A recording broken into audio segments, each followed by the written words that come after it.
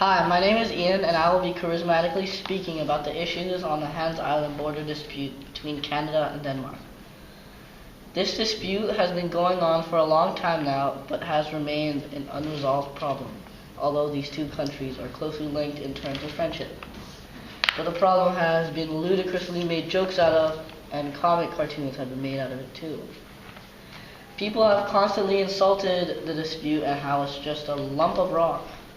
But I wouldn't be speaking about this if it was just that.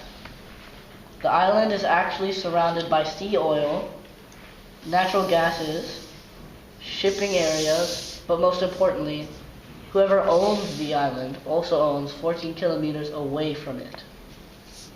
Though the countries haven't come to a compromise, so nobody can take it. The next thing I will be humbly informing you on is the history of this floating stone, and who has claimed it. Let's go back in time. During 1920, the Danes first arrived claiming the Hans Island.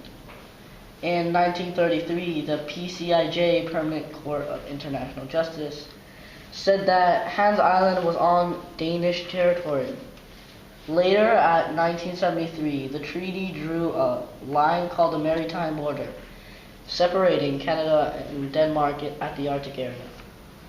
This was later enforced by the UN, United Nations, at 1974. Since then, the Danes and Canadians have been claiming the island. But when the USSR and USA collapsed in 1991, Canada drifted their focus on that. So, while the Danes were taking advantage, putting more support on Hans Island. In 2005, the Danes and Poland and part of the European Union fought a short war with Canada, ending with the Danes having the island as part of their territory, though they still fight over it. My research question is, how should the Hans Island border dispute be resolved in order to be fair and prevent conflict? Now I'm going to be speaking about why Canada feels entitled to the Hans Island. First of all, they had a tribe that was linked to the island, and also they put it on their map before anyone else, deciding that they should have ownership over it because of that.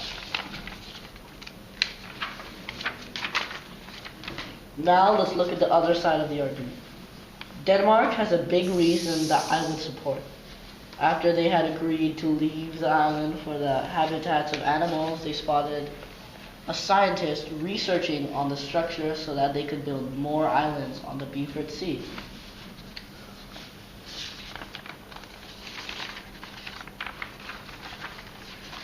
I've decided, after all I've seen about the arguments, that they should continue the idea they have been made.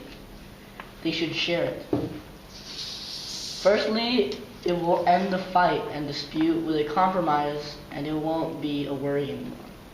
Secondly, they have a bond that could be useful for both sides, which keeps them both stronger. But if one gets it and the other one doesn't, they could lose that.